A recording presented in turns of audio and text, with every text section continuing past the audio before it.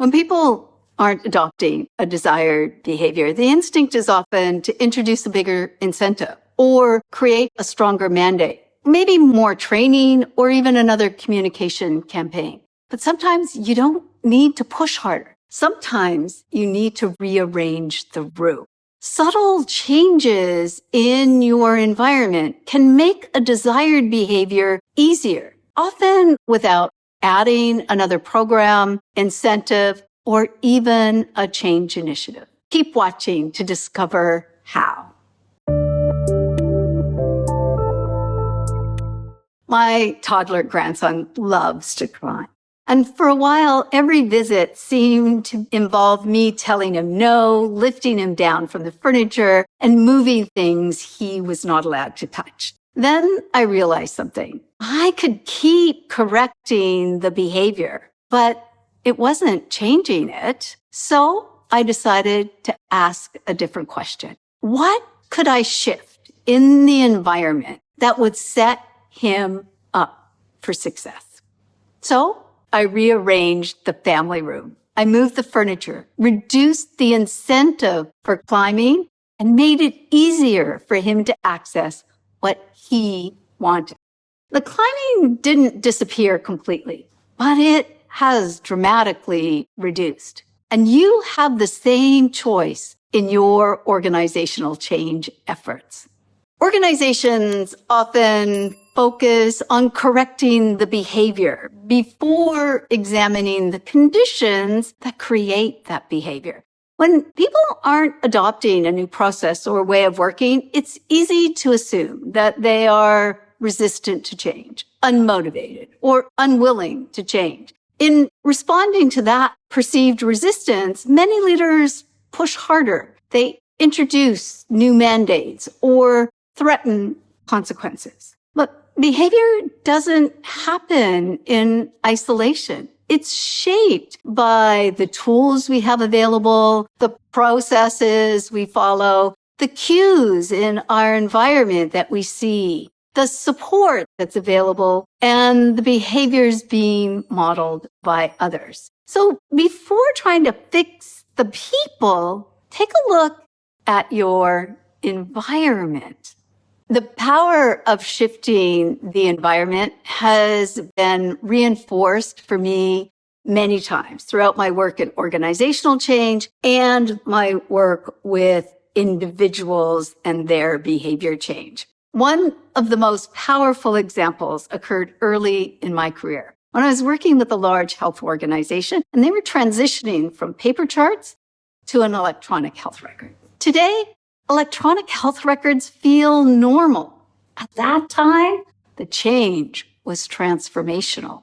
The transition was particularly challenging for physicians who were very comfortable with paper charts and handwritten orders. Shifting the environment wasn't the only thing we did. We provided preparation, communication, and hands-on training. The shifts we made in the environment helped with the adoption.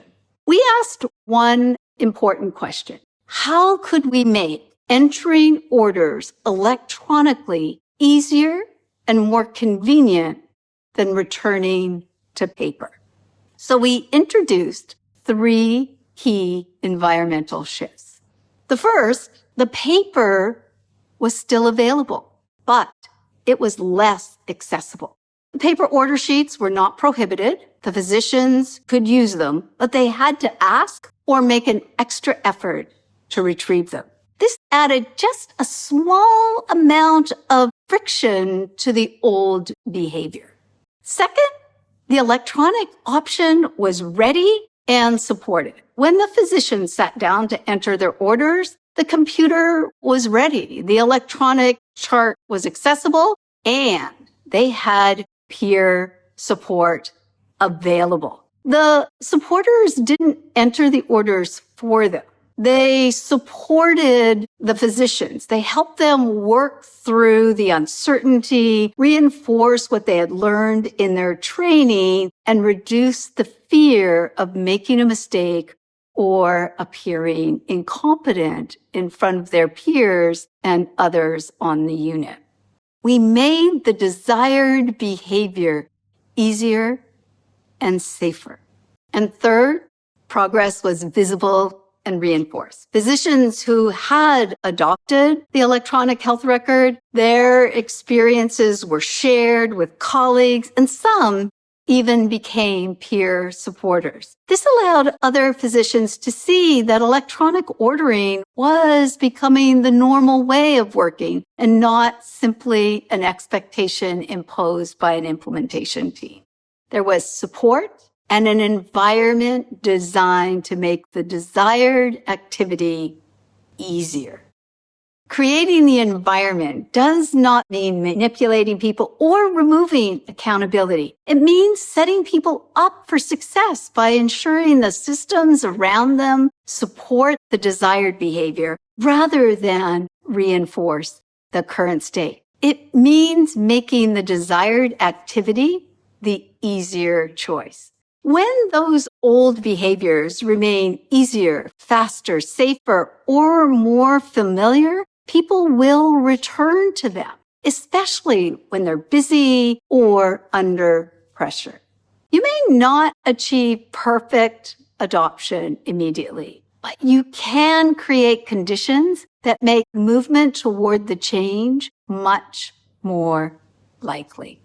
When a desired behavior is not happening, suppress that little urge to immediately conclude that the people are resistant. Look at your environment. Look at the tools, the processes, routines, the cues, and the competing demands surrounding that new behavior. And then ask, what could we shift in the environment to make the desired behavior easier and the old behavior less automatic? Sometimes sustainable change doesn't need a major program. It needs tiny shifts. It begins by rearranging the furniture.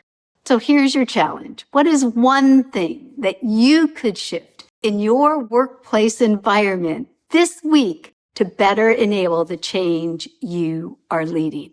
Write it in the comment section below. And if this way of thinking about change has given you a new question to consider, subscribe to the channel. Every video will give you helpful, practical strategies to create the conditions for healthy and sustainable change without resistance. Thanks for watching. I'll see you soon.